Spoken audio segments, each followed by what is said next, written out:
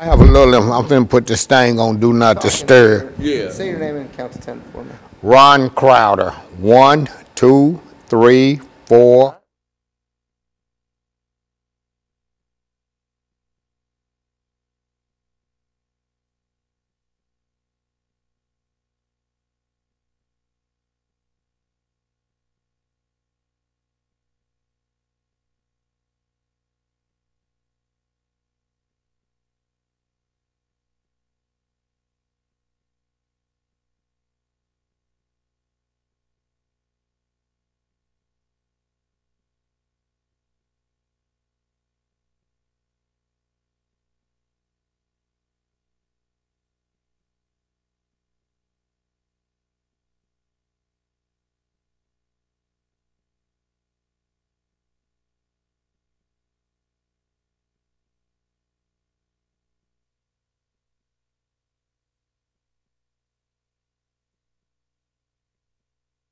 And I had my telephone off on. Okay.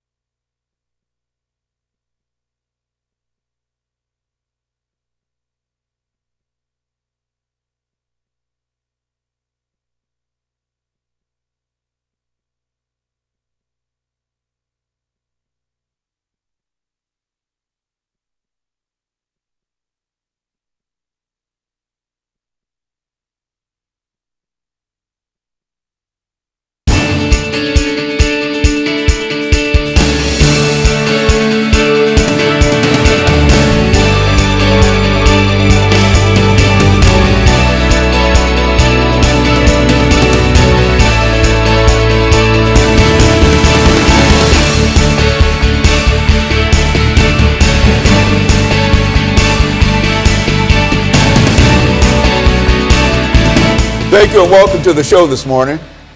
The topic this morning is the status of HIV and AIDS in Nashville. And we're fortunate to have with us to talk about the status of HIV and AIDS in Nashville, a longtime fighter of HIV and AIDS in Nashville, Mr. Ron Crowder. And many of you might recall that Mr. Crowder has been with us not only on many other shows, but he also is the founder of a very, very important anti-HIV AIDS organization called StreetWorks. And Mr. Crowder, let me welcome you to the show this morning and to tell you how delighted we are to have you and to tell you how glad we are to have you in this seat, because it's been quite a number of months since we've had a good HIV AIDS show. And some folks are saying that HIV and AIDS might be disappearing or whatever. So let's talk about first about you and your background, and then by perhaps the second segment we'll get into the status of AIDS. But more than anything, let's talk about Ron Crowder first. Okay, as you said, I'm Ron Crowder. I'm the founder and the CEO of StreetWorks. StreetWorks is a nonprofit agency that's been around for almost 20 years. We started in '97. We have 3 locations in Nashville. 2 of them are located in public housing, the Casey Homes in East Nashville and Tony Sudicum Homes in South Nashville. We do free HIV testing. We do free hepatitis C testing. We provide a multitude of direct support services for people living with HIV and people who are actively using drugs. So we work, and the name comes because we work the streets. We work the streets a lot at night to prevent new infections of HIV and hepatitis C. We work the streets to interact with people who are actively using drugs and to try to do some type of intervention with them, and if necessary and if whenever they get ready, we help them get into treatment. And so, Mr. Crowder, we know you, and as we said, you were one of the first HIV/AIDS persons that we recall being able to talk to about that disease, and you, since that time, not only have you grown the organization, but you've grown your influence throughout this nation in terms of what AIDS is and the status of AIDS. And what we'd like to do today is to have you to give our audience as much information as you possibly can about the status of HIV and AIDS in American society in Nashville. And then we'll dedicate ourselves to that proposition for the rest of the show. Okay. So right now, HIV and AIDS, we can see an end to AIDS now. An end to AIDS is in sight now. There are cities, particularly New York, has a plan called End AIDS by 2020. So they actually have a plan of ending AIDS by 2020. Nashville doesn't have a plan yet, but with all of the new interventions and the new treatments, we can see HIV and AIDS ending. You know. Well, you know what, I think when you first came to us, Mr. Crowder, that was several years ago when this was a real disease and people were having all kinds of problems in reference to it. It's strange that you can now say that within the next 4 years, because I think at one time we thought that this would be something that would be with us forever and ever, but you mean that the technology and the drugs and et cetera have come to such a point that we can talk in a real sense and be serious about saying that 4 or 5 years from now we might see the last person to be afflicted with this disease. Yeah, end is in sight. I can't say that realistically 5 years is going to be the end of it, but we do know that the end is in sight. That it's not forever, as we thought for at one time. Yes. Right now, HIV is more of a chronic illness than a death sentence as it was. Like, I can't remember the first time I came on your show, but I do know that the first time I came on the show, that was in the 90s. Yeah, HIV was still a death sentence. If you got HIV, you was gonna die with it. That's right. Now they treating HIV as a chronic illness, and what they are doing is, if they can get the viral load to undetectable, then your chances of transmitting the virus is slim and none. So a person who has HIV in an undetectable viral load, their chances of transmitting it to their sexual partner is slim and none. Okay, and so what we're going to do, we're going to take our first commercial break, and we're going to be back with our audience following this very, very short commercial break.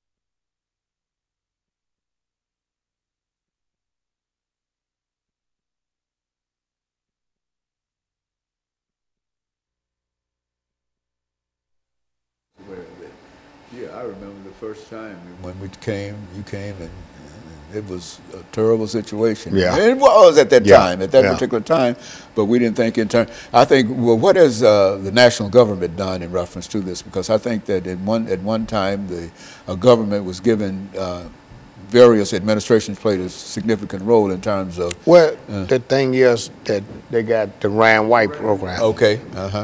We're ready.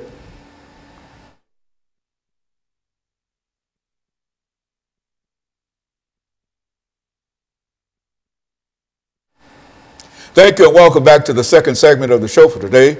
We're talking to Mr. Ron Crowder, and he's given us some information in reference to the status of HIV and AIDS in Nashville.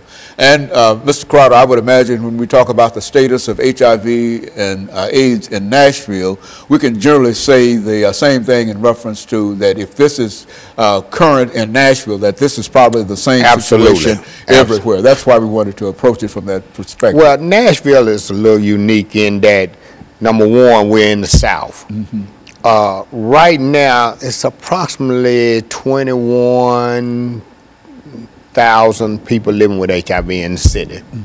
About 200 people get infected each year. While HIV in Nashville is down by approximately 30%, and it has been over the last 4 or 5 years, we still are the 22nd city, number 22 in the United States with the highest HIV rate. And that's due to poverty, being in the South, lack of education, lack of appropriate health care. That's a lot of many reasons. Drug use. And drug use is a good segue for what I need to say now. Right now, although needle exchange is not legal in Nashville, we know that needle exchange reduce HIV rates in the injection drug use population. So StreetWorks, you know, we just had to be proactive on that front. So we do provide sterile syringes for people who are actively using. While we don't condone drug use, we do know that they're going to use drugs whether they have clean needles or not. So in order to reduce HIV infection rates, we provide sterile syringes for people who are actively using, but we also offer them information and try to help them move to get into drug treatment. And we do that. Also the same thing with hepatitis C. We have probably 50 or 60% hepatitis C positivity rate in our testing. Now, what do you mean when you say HIV and this? You've got another disease that you hepatitis C. Hepatitis C. Now, what is that all about? Hepatitis C is a disease that affects the liver. So people would have, like me, I had hepatitis C. The good thing about me, and I've just been blessed by the Lord, I was able to stick around, or the Lord kept me living long enough to see a medication that come through that people could tolerate. When I first came on the show, I had hepatitis C, but the only drug they had was interferon, and it was horrible. People would rather die than to take that drug, and a lot of them did. But now they have a new drug on the market that clears hepatitis C in 12 weeks. You take the pill for 12 weeks. Granted, I'm still blessed because I'm a veteran, but the pill cost, that 12-week supply of that drug cost $96,000. But because I'm a veteran, I was able to get it. And a lot of people is able to get it too. One way or the other. But there's still several people that drug is out of range for them. But thank God that I'm cured of hepatitis C. A lot of my friends died with hepatitis C because they had cirrhosis of the liver. But also, the other thing is, if we can get, and people talk to me about all the time, aren't you promoting drug use? And I say, look, no, we're not promoting drug use because we give away clean syringes. They're going to use drugs anyway. One way or the other. Whether they have to use a sterile syringe or whether they share a syringe with somebody else, they're going to shoot the dope. And my job is to keep them healthy, long enough that I can get them the help that they need through drug treatment. And so that's why we do needle exchange. The other thing, and I was going to say, yeah, Nashville is the 22nd, number 22 in the country, for HIV infection. We have approximately, I said, 21,000 people. The other thing is what's the reason we can see the end of AIDS is because they have a new intervention called PrEP, P-R-E-P, and that's pre-exposure prophylaxis.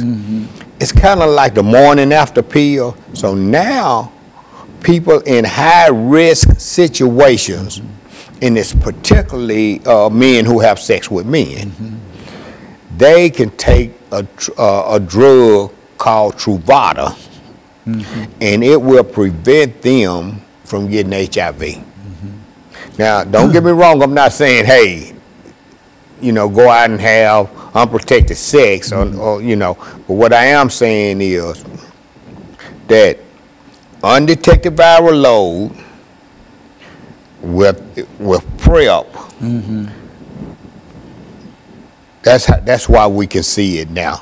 Because people with undetectable viral load, which I am a person living with HIV and have been since the 80s, my viral load is undetectable, so the chances of me transmitting HIV to a sexual partner is slim and none.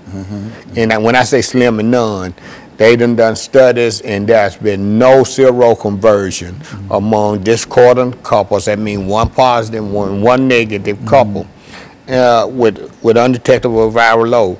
And it's strange that on my way here today to do this show, they was talking about organ donation of people who are HIV positive. This is how we know HIV, the end of AIDS is near, because now HIV positive person can donate an organ. They can, not only can they donate an organ, they are now receiving organ. Before they wouldn't even give the blood. I mean, not the blood, but they wouldn't even give a HIV positive person an organ, because they were like, oh, he got HIV, he's gonna die anyway. Why would we give him an organ? So, man, this is really some exciting times in the HIV/AIDS world. Okay, and so what we're going to do, we're going to take this final commercial break, Brother Carter. Okay. Crowder, and then we're going to, Crowder, I know. And then we're going to come back and we're going to have our final segment. We'll be back with our audience following this very, very short commercial break.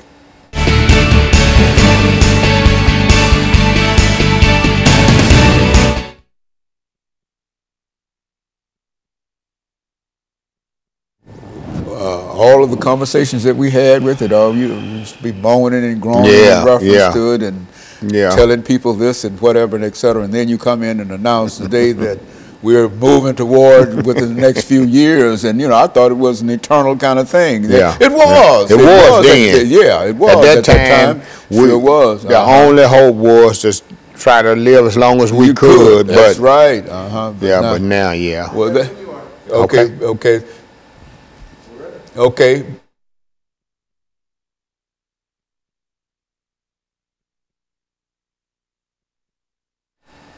Thank you and welcome back to the final segment of the show for today.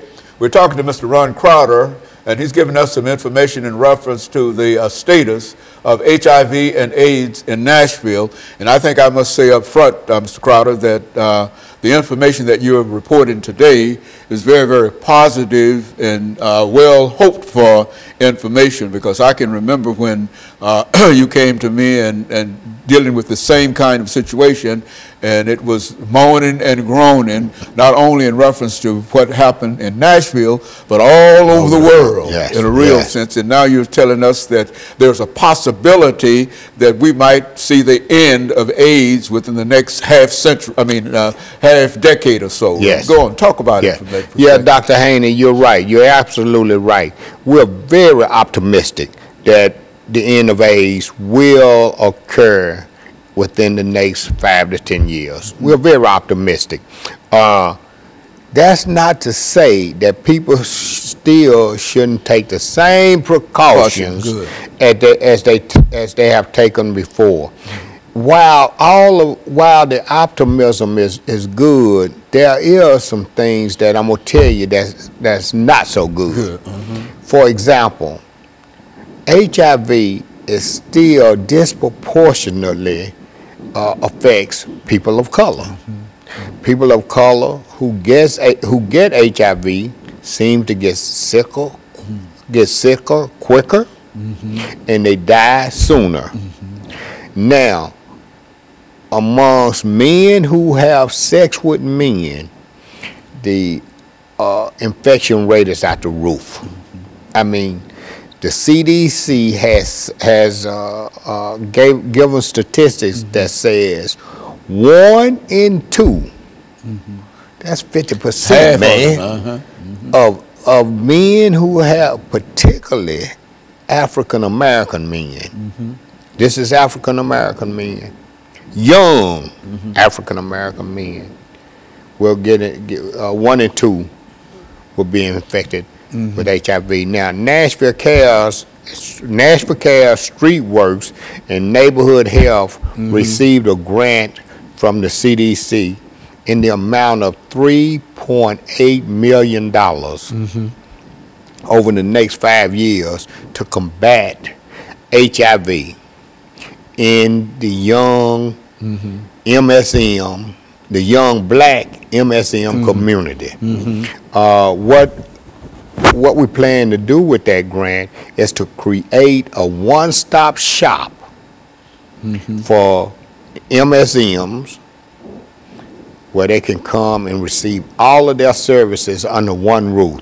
So we are in a collaboration to make that happen. We've not yet solidified the space, but we're in negotiation. Well, Nashville Cares is in negotiation with a realtor now to secure the space. But we just started our 2nd year of this grant, and it's going well. So again, like I say, it's some exciting times now. The federal government finally got it right. Okay. And now they putting their resources to follow the epidemic. So the epidemic is the greatest need is in young black MSM. So, and that's where they're putting their money. MSM. What do you? Men who have sex with men. Is that MSM? That's yes. Men who have sex with men. Now, some people think that's a derogatory term, and you know, I just left a conference in Florida, the United States Conference on AIDS, and they was using gay and that other word we used to use a long time ago. I think those words are derogatory, queer, gay, and all of that. But apparently, in other cities, they think MSM is derogatory. I mean, you know. But it's a matter of what you call it. But in a real sense, the disease itself, it has been mitigated in a real sense to such a point that it is possible to think about the end of HIV and AIDS. We see it. It's in sight. It's really in sight. Yeah, well, that's one of the most encouraging things that I've heard about it. I didn't know that. You know, I think it's been a long time since we had a chance to talk to you about it.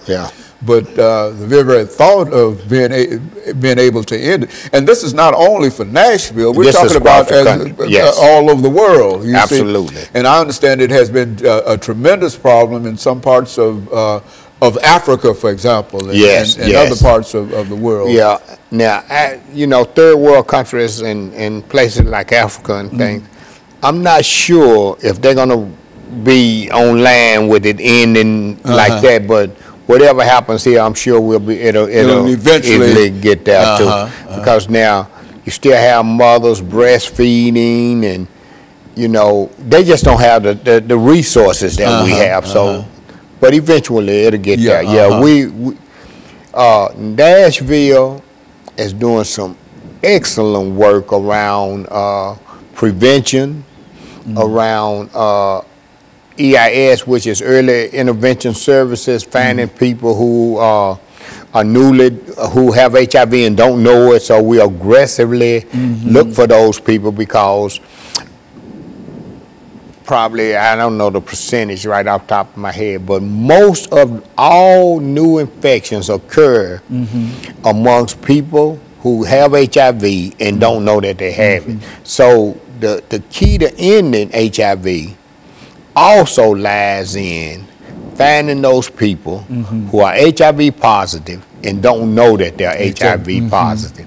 Also, finding the people who are HIV positive for whatever reason who has fallen through the cracks. Okay. So what we need to do is find all of those people, get them into treatment, get them treated where their viral load will be undetected and they won't be at risk of transmitting the virus to other people. And so that's what we're trying to do. And then you can say that you've defeated HIV and absolutely, AIDS. Absolutely. And I tell you, this is a real optimistic report for me to hear, because everything that we've said up until this point has always been doom and gloom in reference to it. And are you sure that a lot of folks understand that? Because I think that there are a large... Well, it's still people, because just like you didn't know, imagine how many other people don't know. Imagine how, man, we still got people stuck. If you don't have in contact and know about the disease and discuss it, and et cetera, there's no way that you might know it, and you might have some information from long back, and that information no longer applies. Is that...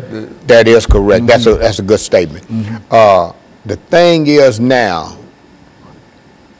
early detection and early treatment. The sooner we can get them detected, as soon as we can detect the disease, the sooner we can get them into a treatment. That's the key. That is the key to ending this epidemic. Well, Mr. Crowder, let me say, we've got about a minute and a half to go here. And I can say one thing, that the way you've been working with it and the efforts on the part of your organization, StreetWorks, I think we can say that in Nashville, I'm not sure about what it means in other places, but in Nashville, I think that you played a very significant role in helping to move people toward where we stand now. You and Nashville Cares and a couple of other organizations, Miss Morley's organization, and the Women with AIDS and et cetera. And the First Response Center. Okay. Reverend Ed Sanders. Ed Sanders, certainly. And I think that all of you played